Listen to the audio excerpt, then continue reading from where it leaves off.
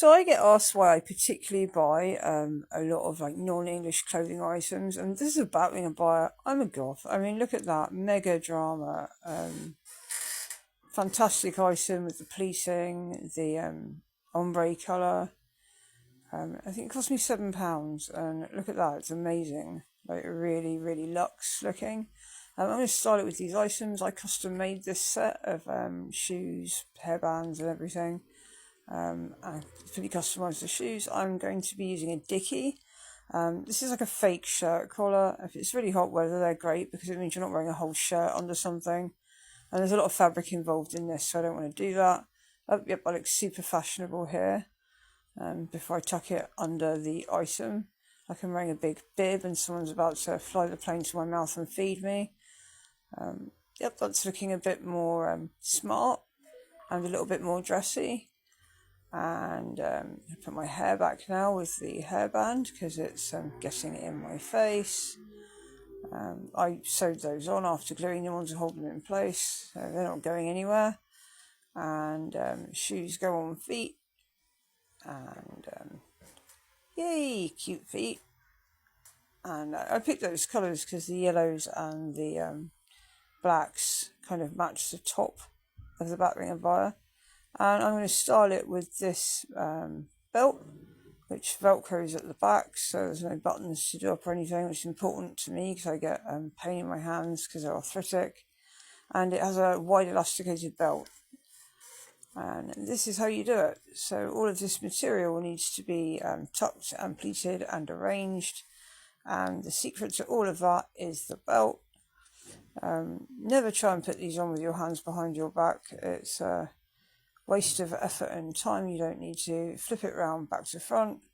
And as you can see, like I'm quite slender, so when I've nipped in this abaya and all of the excess fabric is everywhere else, it will look pretty awesome, and also fake curves I don't have at my minuscule size of 18-inch waist, whether I corset it or not. And that is that done up, and I'm now turning it around. Looking a bit wonky at the moment. And now you can see the fabric more or less hangs down straight, but I don't want it to for this particular style.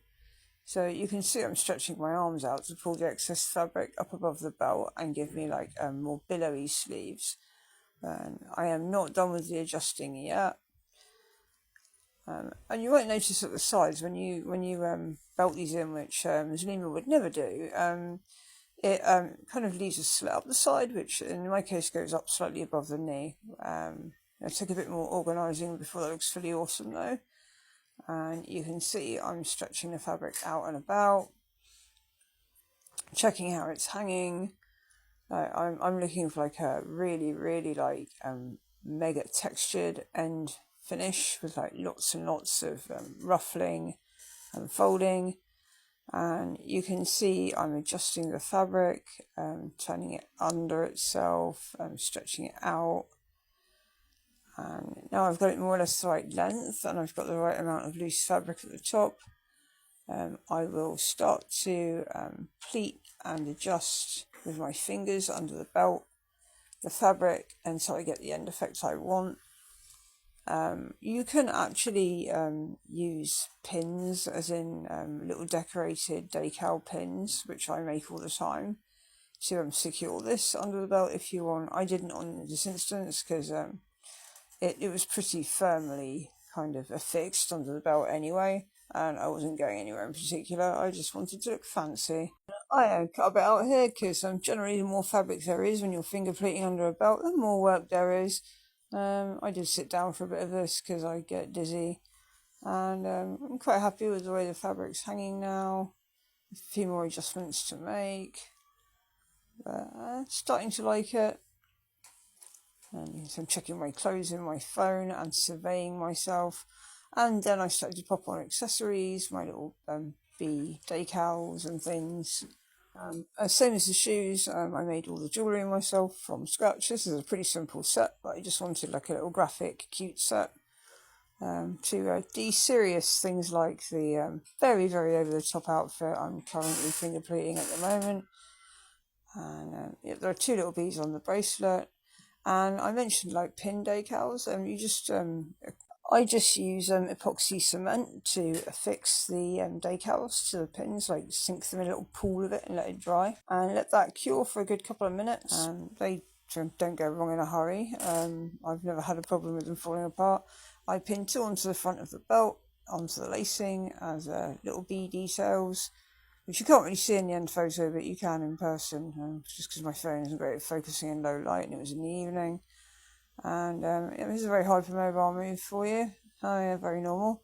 That's my shoes on, and I'm going to show off the other one. Oh yeah, and the other shoe, because this is very normal behaviour at 45 anyway. And yeah, I'm really happy with that outfit. It came out really well. I feel fancy. And I look like I have more curves than I do, because I have really. People say it's great being thin, but you have no curves when you're thin. And it looks fairly formal, as you can see, and but fairly alternative and gothy as well as an outfit. Wouldn't look out of place in a goth club or with different jewellery, a really high-end evening event. And I bet nil people would guess what it was that I was wearing belted, because this is not how people normally see these items.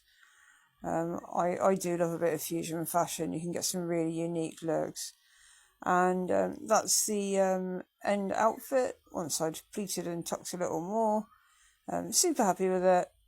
And I'll style something else tomorrow, maybe, if I'm not sat there flaking out in the heat like I am right